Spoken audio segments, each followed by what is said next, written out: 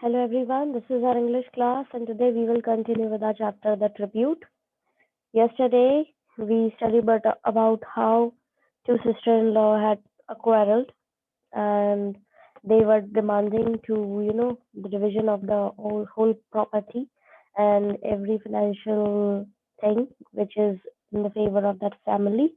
Now today we will continue with this para. It was my second brother who was so particular and adamant about the division. He wanted it at any cost. वो मेरा दूसरे number का भाई था जो बहुत ही ज्यादा डट गया था कि उसको अब डिवीजन चाहिए ही, किसी भी कीमत पर उसे बंटवारा चाहिए ही। I finish reading the letter. मैंने कंप्लीट करा, पूरा लेटर पढ़ा कि किस व्यक्ति के पास में लेटर पहुंचा है।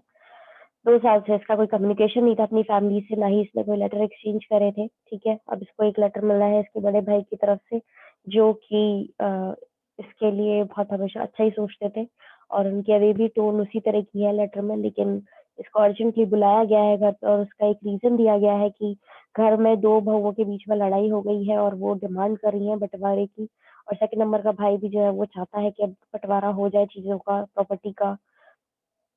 अ कोल्ड स्वेट ड्रेंच्ड मी, एक ठंडे उसमें ये पहुंच जाता है एज इन इसको एक ये चीज सुन करके कि आपके घर में लोगों के बीच में लड़ाइयाँ हो रही हैं और वो लोग चाह रहे हैं कि अब आपका बंटवारा हो जाए आपके घर का। तो ये बहुत ज़्यादा परेशान सा हो जाता है। आई फेल्ट हेल्पलेस ऑर्फन, मुझे बिल्कुल असहाय और बिल्कुल अनाथ सा महसूस होता है। A sort of despair haunted me for a long time, इस तरह का जो दुःख है मुझे काफ़ी समय से डरा रहा था। Quite relentlessly I tried to drive them away, yawning helplessly in a chair. और मैं काफ़ी समय से कोशिश कर रहा था कि इस चीज़ को इग्नोर करने की, ठीक है? और अपनी चेयर पे मैं असहाय तरीके से वासी लेता हूँ। In the evening, when I told my wife about the partition that was to take place, I found her totally unperturbed. जब मैं अपनी वाइफ को बताता हूँ कि डिवीजन हो रहा है और बंटवारे की बात हो रही है, तो वो बिल्कुल कैसी दिखती है? काम दिखती है, जैसे उसे कुछ फर्क नहीं पड़ा हो। She just asked me when, और वो मुझसे सिर्फ पूछती कब, as if she was all prepared and waiting for this event to take place. ऐसा लग रहा था मानो कि वो पहले से प्रिपेयर है कि ये आगे जाकर के इस तरह की चीज होने वाली है और उसके लिए वो पूरी तरह से प्रिपेयर्ड थी। इन अ वीक्स टाइम आई सेड, बोलती है 1 हफ्ते के अंदर, मतलब ये कहता है, उसको बताता है 1 हफ्ते के अंदर ये होना है। In bed that night my wife asked me all sorts of questions. उस रात बेड पर मेरी वाइफ ने मुझसे सब तरह के क्वेश्चंस पूछे। What would be our share and how much would it fetch us from selling it.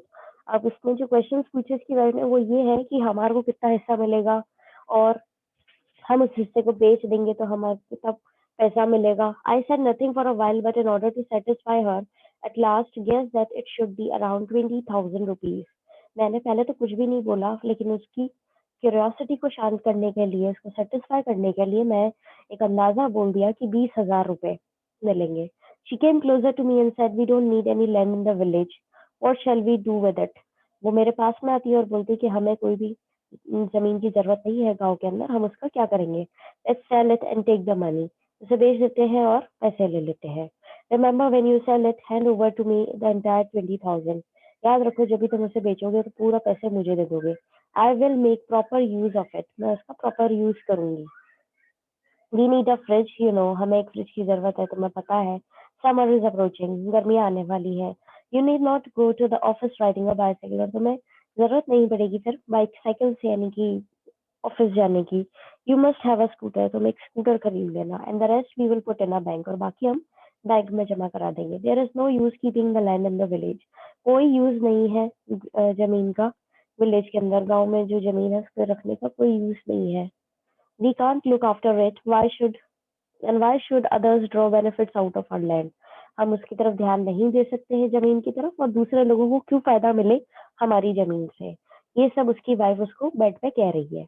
I listen to all this like an innocent lamb looking into the darkness. और मैं एक इनोसेंट बछड़े की तरह, मतलब एक बकरे की तरह ये सब देख रहा था, सुन रहा था, और मैं ऐसे एक अंधेरे में जैसे ताक रहा हूँ उस तरीके से मैं सुन रहा था। I felt as if the butcher was sharpening his knife, humming a tune and waiting to tear me into large chunks of meat. मुझे ऐसा लग रहा था कि एक कसाई जो है वो अपना चाकू जो है उसको घिस रहा है, पैना कर रहा है, एक धुन गुनगुना रहा है और वेट कर रहा है कि कब मेरे वो टुकड़े करे, छोटे-छोटे पीस करे मीट के। Consoling me saying that there is a better life after death, और वो ये भी कह रहा है मुझसे कि अब एक बहुत अच्छी जीवन है, आपकी मर जाओगे जब तुम, तो एक अच्छा जीवन जियोगे। ये सब इसको अब लग रहा है जब ये अपनी वाइफ की सारी बातें सुन रहा है तब। Gone are those days, gone are those feelings when the word home filled my heart with emotion. वो दिन चले गए, वो समय चला गया, वो भावनाएँ चली गई। जब घर कहने से मेरे दिल में खुशियाँ आती थी, एक इमोशन जगता था। And that affectionate word brother, what feeling it had. और वो जो प्यारा शब्द था भाई, उसकी फीलिंग क्या हुआ करती थी। How it used to make my heart pound with love. कैसे मेरा दिल जो है खुशी से भर जाता था। Recollecting all these things I feel weak and pathetic. ये सारी चीज़ें वापस से सोचते हुए मेरे को बहुत वीक फ़ील हो रहा था और बहुत ही उदास था मैं।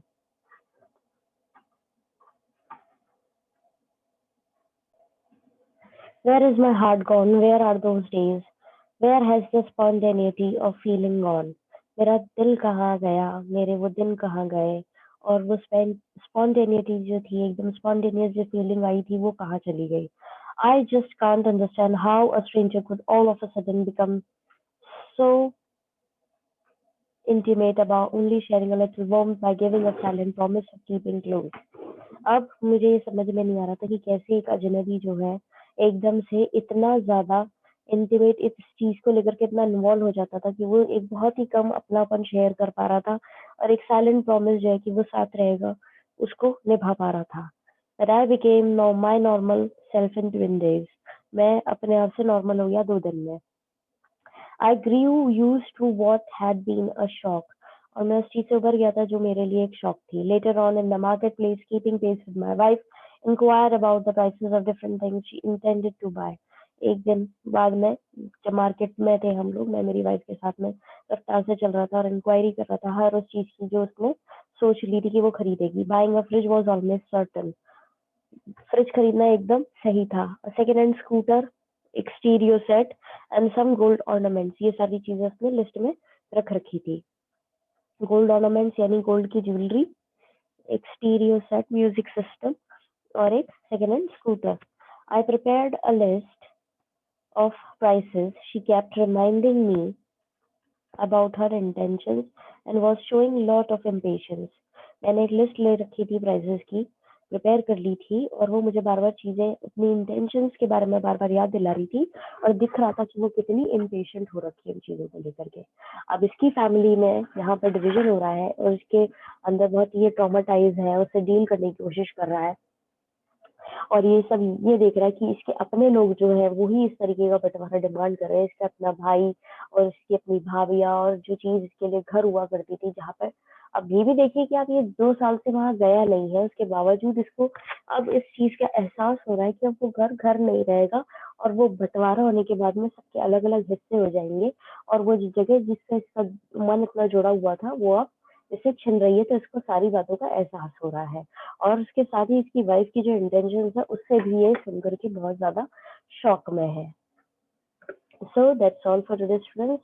God bless you all. Have a nice day ahead.